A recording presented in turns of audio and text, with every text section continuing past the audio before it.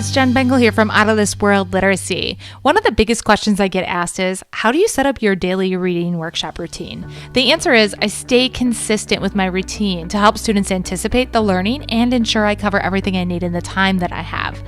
Some teachers have 60 minutes for their reading block, and that's ideal. Some have 45 minutes. I talked about how I would structure a daily reading block with a 60-minute or 45-minute schedule in episodes 81 and 82. Go back and check out those episodes if you haven't listened in yet. Today, let's take a look at what's a common routine if you only have 30 minutes for your reading block each day. 30 minutes is a really tight schedule, and actually, I don't think there's a way that you can do the workshop format with just one day and a 30-minute schedule. So what I decided to do for people who have a 30-minute schedule is I would recommend doing an A-B schedule, where one day you do activities that are for A day, and the next day you do activities that are for B day. So let me walk you through this. On A day, I would spend the first 10 minutes of your 30 minutes doing a whole group reading mini lesson, something that is a skill your entire grade level needs, something probably based on standards, using mentor texts that you've already read to the class. Go ahead and pull examples from those mentor texts to teach that skill. So that's a 10-minute whole group mini lesson.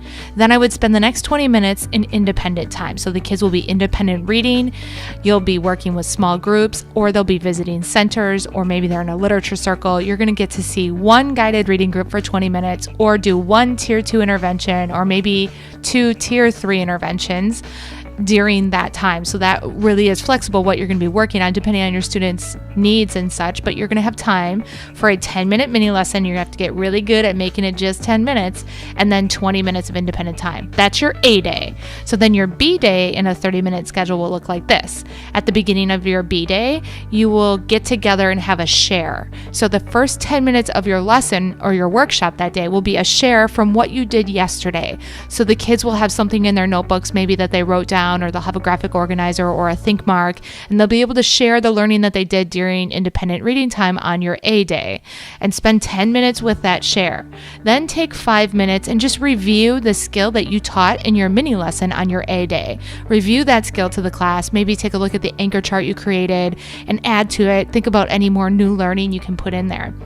And then you'll have 15 minutes for independent reading, small groups, and centers and activities. So during the B day, maybe you do a tier 2 intervention, or you do some conferencing, or a real quick guided reading group. And then on A day, you have 20 minutes, B day, you have 15. So that's the schedule. A day, your A day, you do 10 minutes of a mini lesson, 20 minutes of independent time, and then B day, you start with the share for 10 minutes.